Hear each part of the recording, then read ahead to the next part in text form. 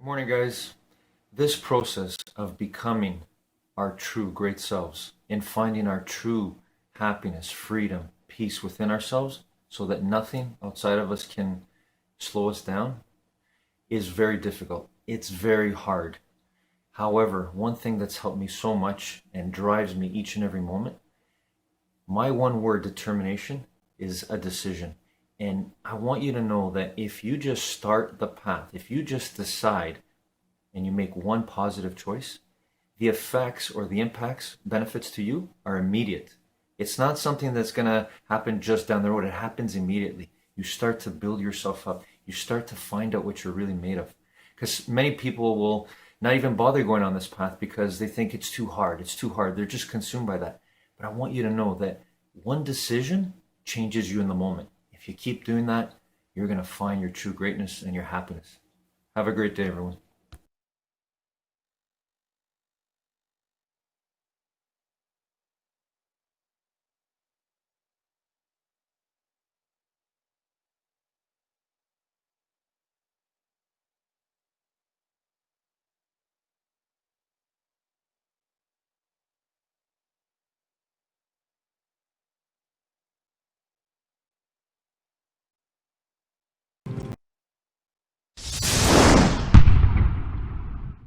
What's been your biggest fear in all of this? Or do you feel like you're pretty fear-proof at this moment with everything you've been through? I'm fear-proof because I'm willing to go to zero. Yeah. You can live on in a small apartment and, live at your parents' house. I really can, man. Yeah. I don't know what else to say. Like, this has proven it to me even more. Any 0.0001% of me that thought, well, I've been saying this for the last 2 years, am I full of shit, has completely gone away. Yeah. Like, I don't fear because I don't value things and money. My biggest fear is my parents getting sick. Mm-hmm. Like, my biggest fear is like somebody getting sick and dying, nothing else. Like, business, I can always, like, I'm too capable, right? Like, back to the thing you brought up, back to why you were an Olympian, back to like why you beat me anything when we were on Summit at Sea, ping pong, like whatever, basketball, like you aren't worried when it comes to sport. Mm-hmm. Your mind just goes into, this is going to be a good situation for me. Yeah. And for I feel me, comfortable. Yeah. And for me, that's business. Like, I know for a fact that if I became a 100% full-time garage sale, thrift store, Amazon flipper, that I'd make $1 million a year. Yeah. I know that for fact. So what the hell am I? Yeah. And that doesn't take into account that I've built a brand. And sure, my brand would take a hit if all my businesses went to zero. But the reality is, America's funny, man. Like, there's people following and helping O.J. Simpson. There's, Wolf of Wall Street. Like this is a country that gives second, third, fourth chances regardless. Mm-hmm. And so, like, I'm already at a place right now where between brand and capability and humility, I'm bulletproof. Yeah. I believe that. The biggest fear we have isn't failure. You're not afraid of failing. The biggest fear we have is of failing in front of other people. You're afraid of people's judgments. The reason why we stay stuck, the reason why you still are where you are, is because you're afraid of other people's opinions. You have great ideas inside you. You have great ideas. If you're watching this video, you're subscribed to this channel, you have great ideas. You know you're capable of more. You know you want to serve. You know you want to help. And great ideas are flowing through you, and we shut them off. We shut them off because we find a logical reason why we can't do it, right? The logical reasons in our head are, well, the timing's not right, or I don't have the gear, or I don't have the connections, or, I'm in the wrong country, or whatever logical excuse that we come up with. Listen, it's based in reality. It's actually based in fact, because you're a smart person, you wouldn't believe a stupid reason.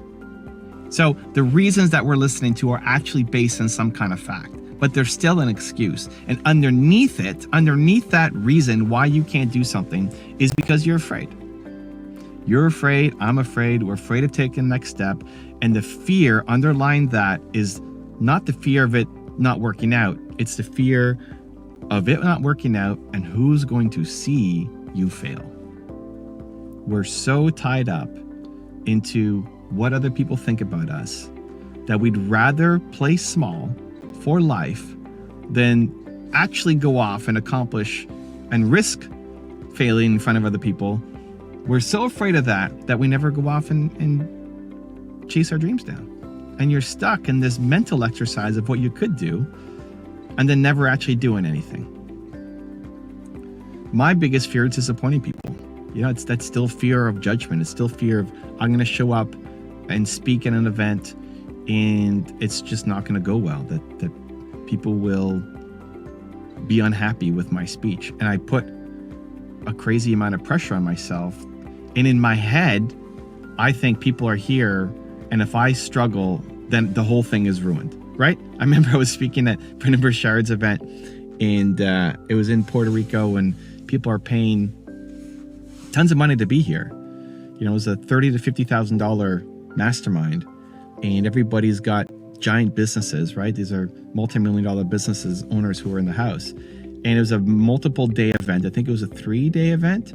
And I'm speaking for one of them, not even a whole day. I've got an hour or something of time, right, at that event.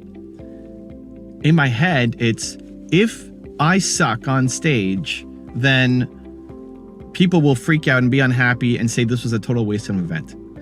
Where really, I'm a really tiny nothing part of this event, right? I mean, people are there to see Brendan Burchard, to see Dean Graziosi, to see the other speakers there. If any one speaker sucks, I mean, if Brendan sucked, that's a big deal because he's speaking for 80% of the time. If I suck for 1 hour, nobody's really going to care. Nobody's really going to be asking for a refund. But even though that's the actual answer, it's not the thing that's in my head. And that's what we need to fight. That's what we need to fight. Because I used to say no to opportunities because I was really deep down just afraid that I would not be able to deliver. I remember that I used to secretly hope people would cancel on me. I would secretly hope that interviews would cancel on me, that meetings would cancel on me. I remember I would book something out like it's 2 months in advance, right? I don't know if this has ever happened to you. If this makes sense, or if it's happened to you, let me know in the comments. I would book something out that was a month in advance or 2 months in advance. And so, yeah, I'm like, that's exciting. I'd happy to do that. And then on the day of, I'd look at my calendar and say, ooh, that's coming up. And I would secretly hope, I would check my email. I remember I'd be checking my email, hoping that that person would cancel on me to say, oh, I'm busy, or I got sick, or it's not going to work out anymore, and let's reschedule. And I remember I'd check in the morning, and I'd check 2 hours before, and check an hour before, and check half an hour before, and check 10 minutes before. And like, if there was no email, then I would go ahead and do it. So I'm losing insane amounts of productivity, right? Like how many times am I checking my email before this thing happens? Losing insane productivity, and also not actually serving, right? Not actually living my mission, my message, not actually being proud of myself for what I'm doing. And it almost always worked out. Like I never had an interview or a meeting or something where I just massively underperformed and actually sucked, right? That never really happened, but I was always afraid of it happening.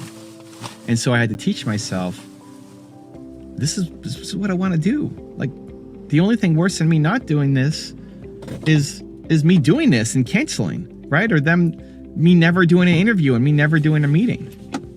And just recognizing that it was just fear talking. And again, the fear is of me disappointing people and failing in front of somebody else.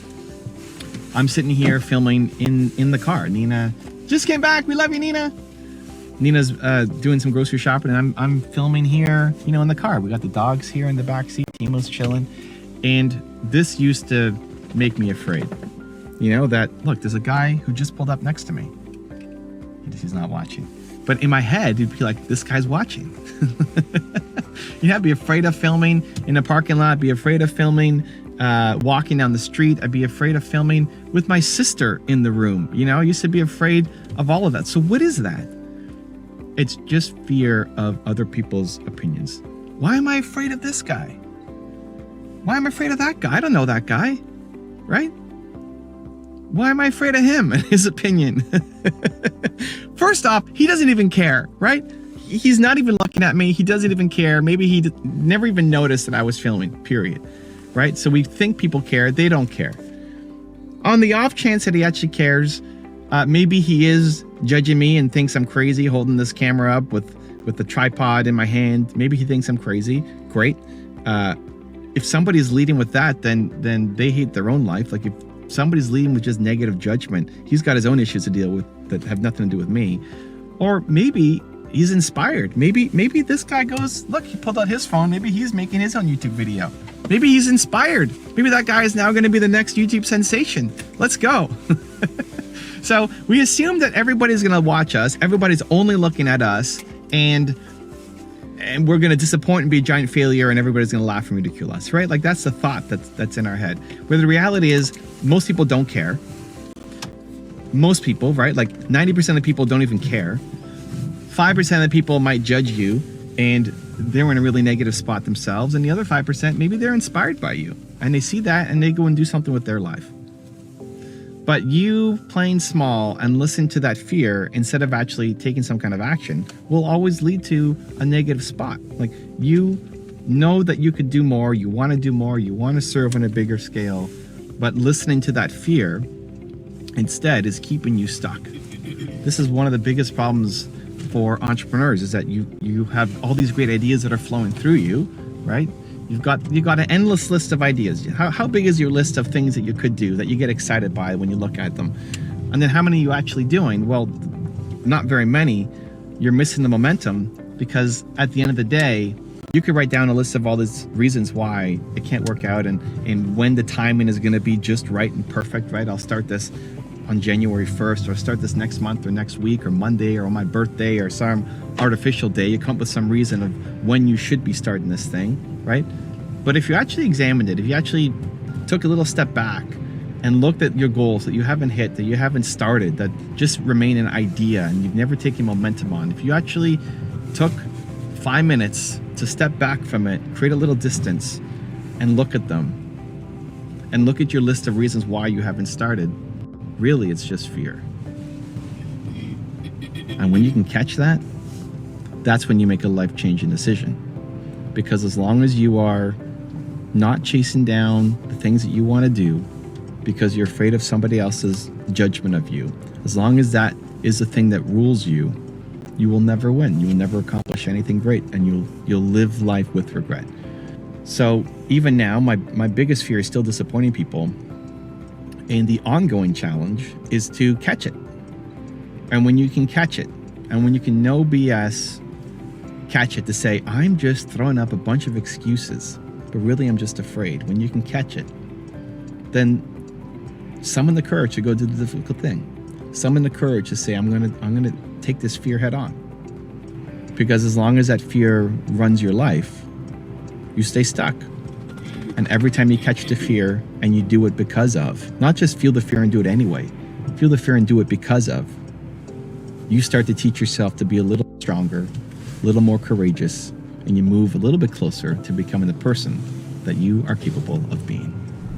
Also, to make sure you're actually taking action after watching this video, I've designed a special free worksheet just for this video. The worksheet will highlight all of the lessons learned in this video, as well as pull out our 3 favorite learnings and quotes that will inspire you to actually do something. The worksheet will also give you space to write down what your key takeaways are and your specific plan of action to make sure you're getting results. If you want the worksheet designed specifically for this video, absolutely for free, there's a link in the description below. Go click on it and start building the momentum in your life and your business. I'll see you there.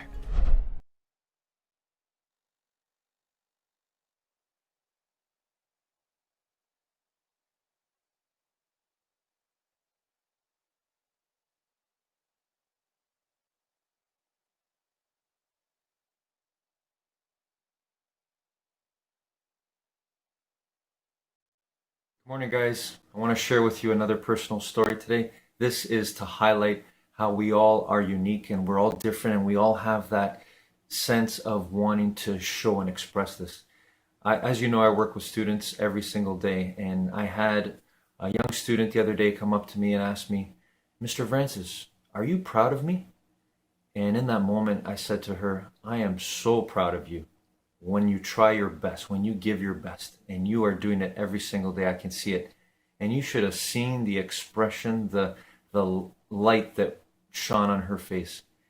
See, we all want to feel that. We all want to know that what we're doing, there can be pride in it, that it is important, that it is validated, that what we're doing is working.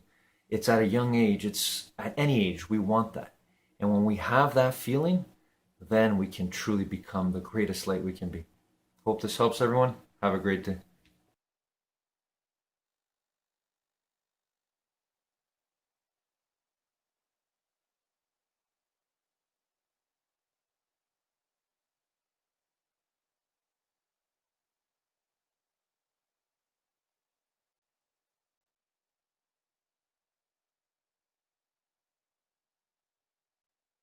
I visualized this for myself. When I was selling copiers door to door, I had a very clear vision of what my life was going to be like. And I encourage everyone to do it.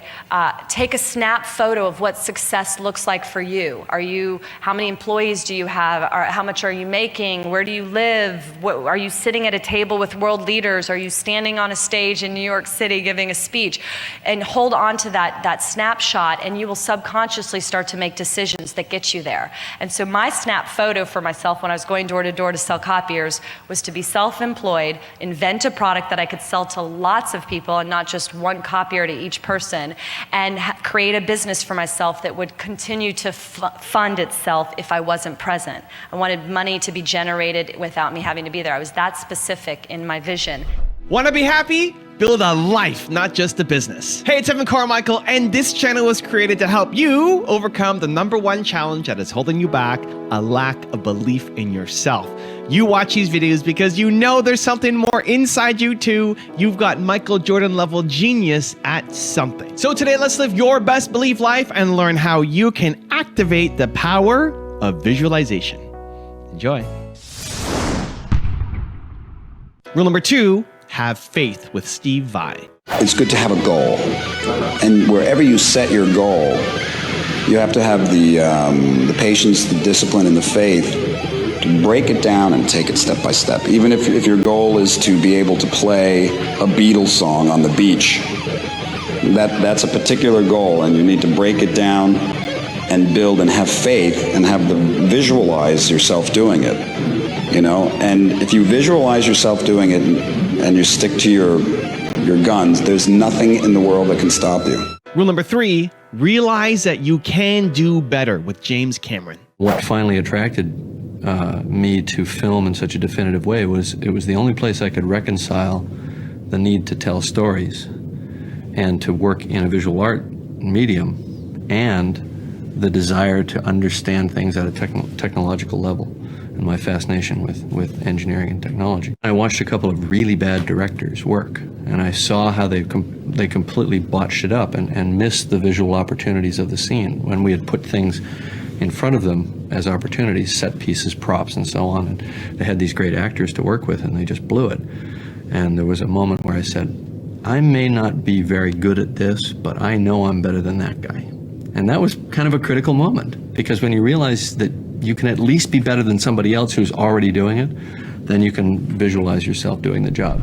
Also, to make sure you're actually taking action after watching this video, I've designed a special free worksheet just for this video. The worksheet will highlight all of the lessons learned in this video, as well as pull out our 3 favorite learnings and quotes that will inspire you to actually do something. The worksheet will also give you space to write down what your key takeaways are and your specific plan of action to make sure you're getting results. If you want the worksheet designed specifically for this video, absolutely for free, there's a link in the description below. Go click on it and start building the momentum in your life and your business. I'll see you there. Rule #4, don't lose sight with Steph Curry. For me, you visualize where you want to be and what you want to accomplish, and you kind of get lost in the process of day to day, grinding it out and working, pulling on ours if you have to. It's just about not losing vision and not losing sight of what you're trying to accomplish, no matter what hurdles you have to go through. So I think that kind of relates to whatever you're doing, whatever major you've chosen or what you're interested in. So for me in basketball, and it's about visualizing, whether you write it down, put it on the wall, do something, what your goals are, and get lost in the process of day-to-day grind, day-to-day getting better every single day. Asking questions, aligning yourself with people that have been through it before, that are experienced, and leaning on that advice, and just trying to outwork next person, and that's the biggest thing. Rule number 5, have a positive approach with Tony Hawk. If you're convinced that you're going to fail or fall or get hurt, that will come to fruition because that's what you're visualizing. I never I was willing to get hurt along the way, but I didn't visualize myself getting hurt along the way. And I think that's what stops a lot of people, and that's really what separates a lot of people from being world champions or from being as good as they can, because they stop at some point saying, oh no, I am not capable of this, or I'll probably get hurt doing this. And if you approach anything with that hesitation, you're gonna fail. I always approached it like, this is going to work. I'm going to figure this out, even if it takes me hundreds of attempts. And I wasn't, the idea of falling and getting back up again, that didn't really bother me at all. Rule number 6, envision good things with Sierra. I've always believed in myself. I've always been a big dreamer, and I can definitely say a lot of things that I dreamed of have come true, and a lot of things that I've envisioned have come true. And so, yeah, I've always envisioned all the cool things that are happening, and it's happened, and then some. So yeah, that's cool. And rule number 7, the last one before some very special bonus clips, is visualize the winning feeling with Maria Sharapova. I definitely see this, everyone seems to have this aspect of rushing, like rushing to get to the next step and rushing to make a certain amount of money. And when I think of goals, I don't necessarily think of specifics. I just think of more feelings of how I would feel when I get to that. What is my success and how does that feel like? Instead of saying, okay, I want to win this amount of titles, and I want to win this amount of Grand Slams, or I want to earn this amount of money. I think more of the feeling. How am I going to feel when I win match point? I visualize it. I embrace that feeling and I carry it with me. Like you visualize it all the time or in the moment? I think moments, and I think it always comes when you least expect it. Sometimes you can be on a run. Sometimes those long plane rides where it's sunset and it's just you, and you've been traveling and you're going home and you have no one around you, just yourself on the flight, and just hundreds of strangers next to you, and you have this moment where you start thinking of why you're doing this. Why are you lonely? Why are you in this position? And you think of what you've already done to get there and where you would like to see yourself go. So those moments always come at a different. I don't sit down and I think, okay, right now I'm going to visualize the feeling that I might have when I win a tournament but I think it's important to, when you say things or, when a friend of mine says something negative and I was like, don't put that in the universe. Don't put that out there. Yeah. I do believe in that. There's some sense of truth in that. Because it also comes with, then you carry it with that attitude. When someone says something negative, you usually see their attitude change and shows up in your body and your energy. Yeah. And I for sure do that as well. And I have my moments, but the faster you acknowledge it and realize it, the faster you can move on. This is another thing I like on the show, if it's possible. People have been willing to go there. I'm not suggesting it's just a little bit of pressure, but not too much. Share one of those 10 goals. I know you got some big ones. And no is a fine answer. But no is a fine answer. No. So one of those 10 goals that you read every day. It's easy. One of the 10 goals is I will get down to 170. That's my fighting weight. And after, like I said, the medicine and the things I've had to figure things out. But I will get down to 173 pounds by April 15th, and I will do this by drinking 8 glasses of water a day, not eating any fried foods, meats, and not eating after 6 p.m. unless it's after a workout. I will also put in 10,000 steps a day, and in return for this health, I'll be able to stay around in my daughter's lives and walk them down the aisle. Incredible. So what happens is when I get to April 15th, I can be 180, doesn't matter. I reset the goal for another 6 months. But you have to visualize yourself after when you do, because then I say meditate, and what you have to visually look at is me walking my daughters down the aisle. So powerful. Yeah, you have to visualize it. Because something like losing weight for the sake of losing weight is hard motivation. I think Tony does a great job with this. Tony Robbins, Yeah. like, how can you associate something insanely positive with the results of that goal and see yourself in that moment? Yeah. I think that's powerful. Thank you for sharing that.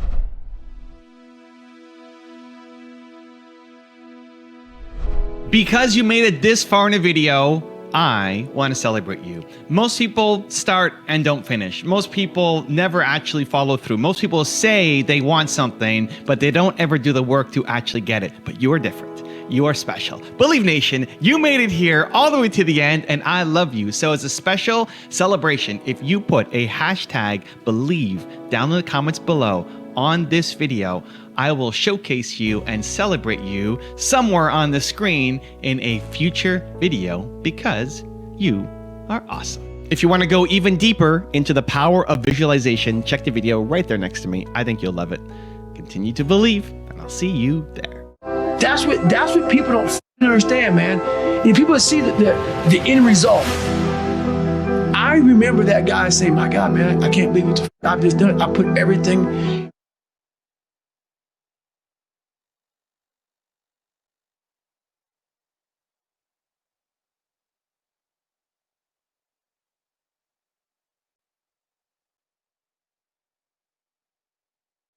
Good morning, guys. Today in our top 10 rules for success, Les Brown shares with us his 9th rule, and that is you're different. And that's one we forget. We're all so different, so unique. So what does Les Brown tell us to do? He tells us to inoculate ourselves with positive words, images, thoughts. Inoculate ourselves. I love that expression. That's exactly what I've done. That's exactly why I'm so grateful for all the amazing images, videos, creations, books, interactions with people, because I've taken all that positive and I continue to inoculate myself, and it's changing me every day. And I want that for you. So surround yourself every day, every morning when you get up, just say to yourself, I am determined to inoculate myself with positive thoughts, words, images, so that I can find out my true greatness, so I can be the best I can be in this world. Hope this helps everyone. Have a great day.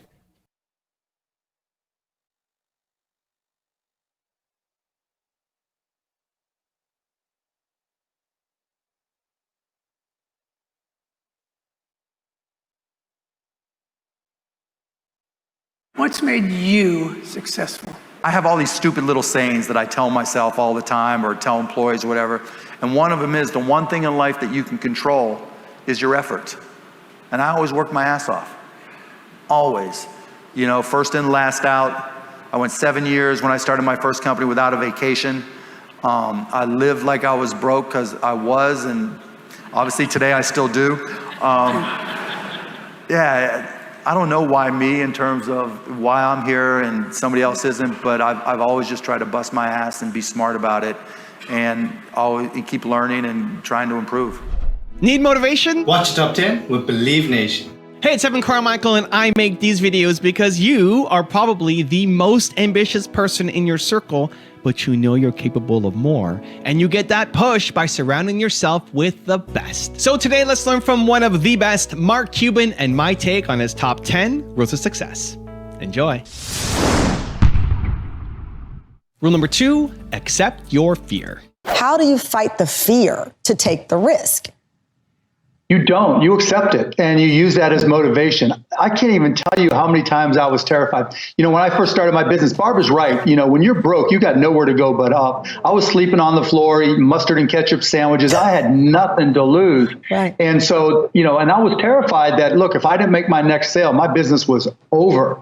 And that just kept me going, because I didn't like sleeping on the floor. I didn't like gaining 30 pounds, because the only place I really ate anything was going to a bar, buy $1, $2 beer, and eating $30 worth of fried mushrooms. And that motivated me just to keep going and going. And, you know, that fear is going to be inside of you no matter what. I don't care where you are in your life, you are going to be afraid at some level, and you just got to keep on working. And part 2 to that is, if you do the work and you're prepared, that's what builds confidence to overcome that fear and work through it. Rule number 3, always keep learning. How often do you educate yourself a day? Like, is it like an hour? Like every day, every minute, everything I do is about learning more, because that's the only way I can kick your ass. You know, it's not. I'm not going to out athletic you, right?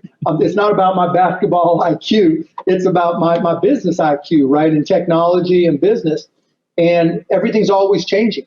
If 5 years ago, if someone would ask me about artificial intelligence, I wouldn't know, right? Yet AI is the most important part of technology and really business going forward. So if I'm going to be an effective investor, an effective mentor, an effective, operator of businesses, even with the Mavs, I got to understand AI, because, like with the Mavericks, when you talk about analytics, it's changed so dramatically, even over the last 5 years, going from, different types of things per and, advanced RPM and all these different metrics for basketball, to how do you implement artificial intelligence and pose estimation and computer vision, and how do you understand all that stuff to make the right decisions for the Mavs? And so if I want to be in a position to make those decisions and not just ask somebody else to do it, I got to learn it. And so I put in hours, I do tutorials, I take little online classes, and it doesn't make me an expert. It's not like I'm going to sit, I could get a job if I needed to running AI or running tech for a big company. I couldn't, but I understand all the concepts and understand the issues and how to apply them to business. So if you're going to be good at anything, you got to stay ahead of the game. And business is the ultimate sport. I used to say it to Dirk, and now I say it to Luka. It's like, dude, you play 48 minutes, a 48-minute game, you practice a couple hours, you go home and you relax and you play, you play Call of Duty. Business is 24/7. I'm going every day because there's some 16-year-old kid out there trying to kick my ass in one of my companies, and it ain't going to happen, right? And so I'm that competitive, and I'm that, I work that hard at learning to try to stay ahead of the game.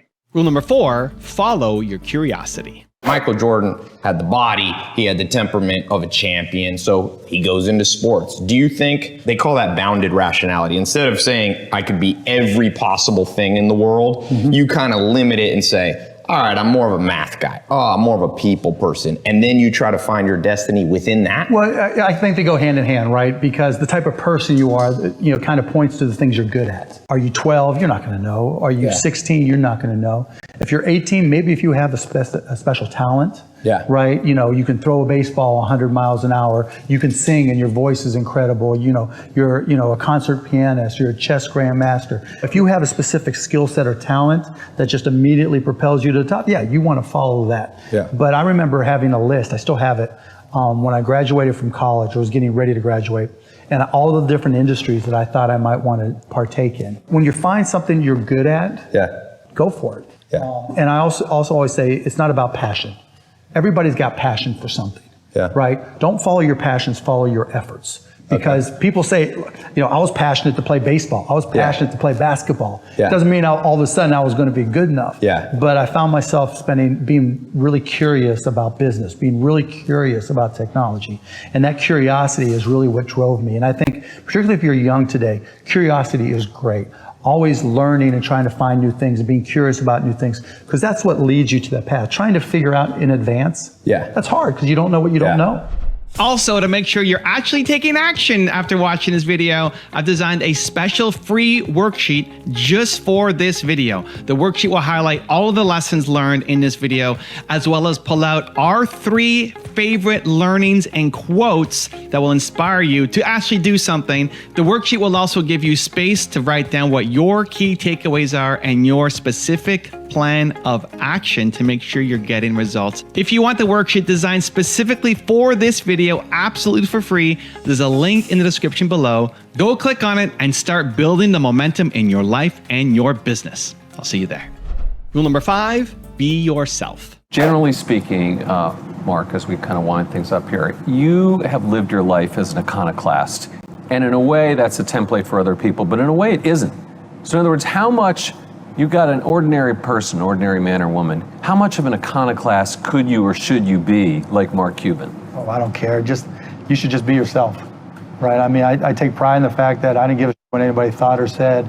I was just going to be myself, and You know, I'm my dad's son, I'm my mom's son, I'm my brother's brother. You know, I'm Alexis, Alyssa, and Jake's father, Tiffany's husband. You know, I just try to do the best like everybody else. I mean, I've been blessed. You know, like I say all the time, I'm the luckiest guy in the world, and I just try not to take it for granted. I try to enjoy every minute. And I think now, as I've gotten a little bit older, I try to give a little bit more back than I have before, and try to help more people. And you know, in terms of whatever, if anybody else finds himself in my position, just enjoy the moment, enjoy every minute of it. I mean, I guess my question is, are you a role model for people in society? I don't know. I mean, I never thought of it. I mean, it's not something I try to be. I just try to be myself.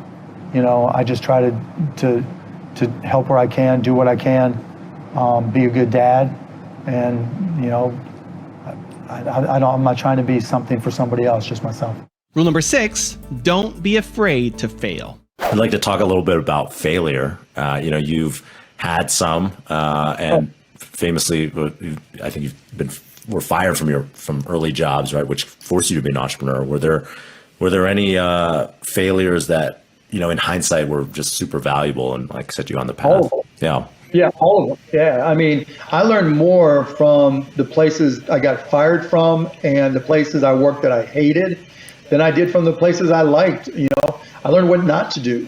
You know, I got fired because I went to close a sale instead of opening up a retail store and sweeping the floor, yada, yada, thinking that when I brought back a check from a closed deal, he would be all excited, and he fired me. I learned from that sales cures all. You know, that company was out of business not much later. Yeah. And, you know, it just taught me so many lessons about how to deal with things, how to treat people, what to focus on. And that led to, you know, me getting started, and also taught me that, you know, when I was living 6 guys in a 3-bedroom apartment, I had nothing to lose, nothing, right? And so being young was the perfect time to start a business, because what was my downside? You know, we taking a 7th roommate, you know, it's just like, and so, you know, there was so much I learned from the places where things on the surface seemed to go wrong, but I learned what not to do. And sometimes that's just as important as what you do. Rule number 7, just do it. You've got to go to AFWorks to see our AFWork team. You just got to meet some more Spark Tank finalists. What advice would you give them on innovation and how to take it forward? I mean, learn from what you saw up here. I mean, the brilliance of each and every one of those ideas is that someone saw a problem. And let me add, all of us have had ideas that we thought were going to be the next great thing. Right? We get that feeling in our stomach, oh, this is going to be amazing. And then you talk about it with your friends or who you work with, and they say, what a great idea. And then most of us stop. What you saw up here and what made it so compelling is that they didn't stop. There weren't complicated solutions, right? I mean, some of them were advanced technologically, or they were super smart, but they were simple in that they just took basic problems and they tried to solve them.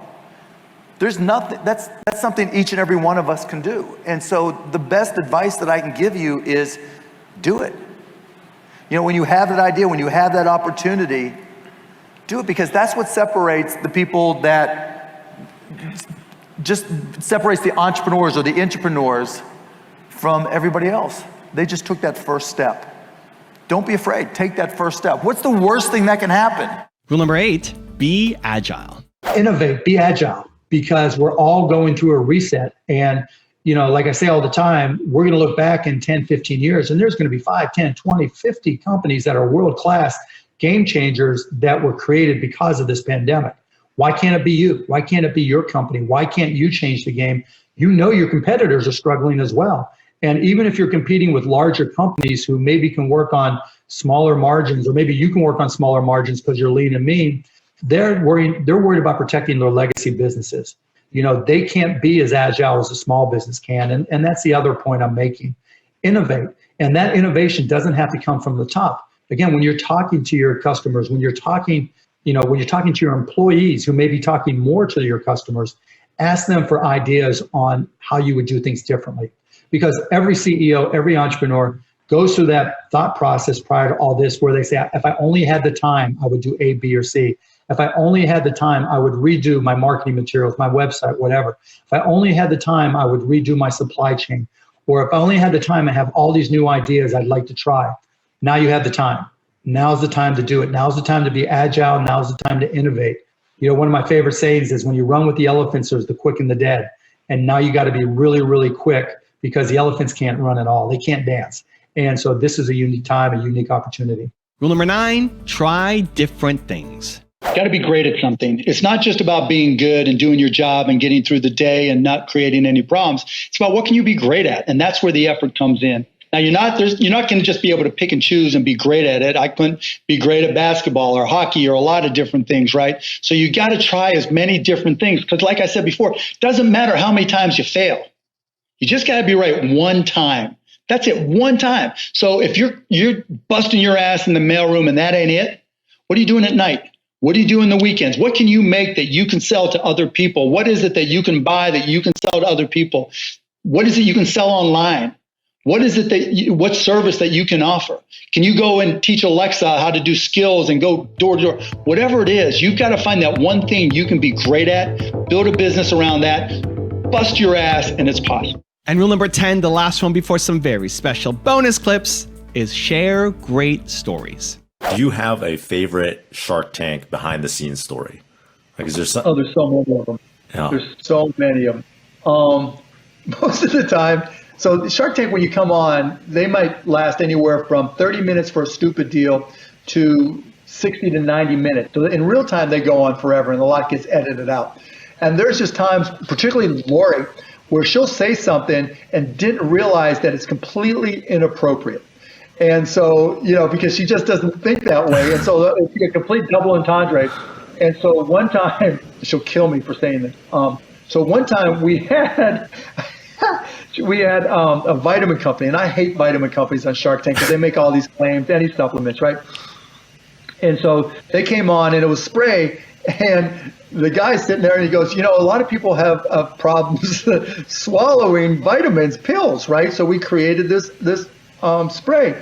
She goes, I have no problem swallowing, and we just died the minute, you know, because guys don't understand.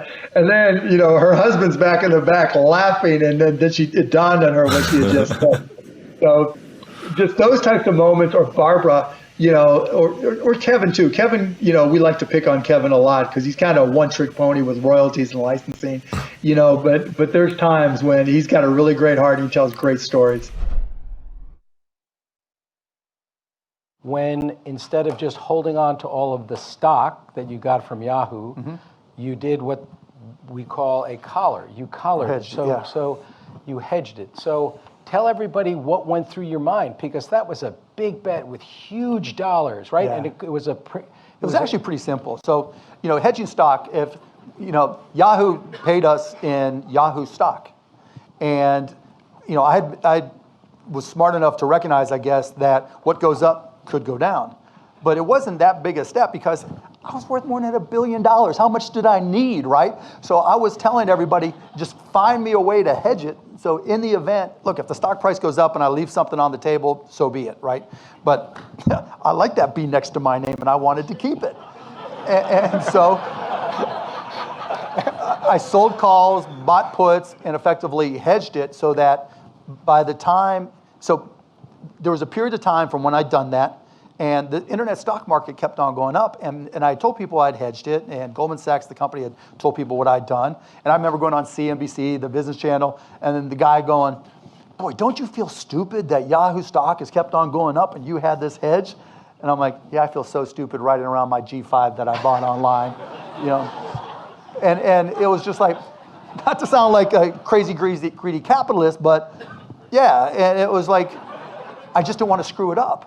And so I hedged it, and then the internet bubble burst, and I was fully protected, and actually even made a little bit more money. And you know, the motto, what I learned was you don't need to be greedy. You know, I was very, very blessed. I was very fortunate. Look, I didn't plan the internet stock market to go up, and I didn't plan it to go down, so I was lucky in terms of scale, and I didn't want to screw it up, and so I hedged. We gave it a good go, right, from 01 to 08. We raised it back up, but it was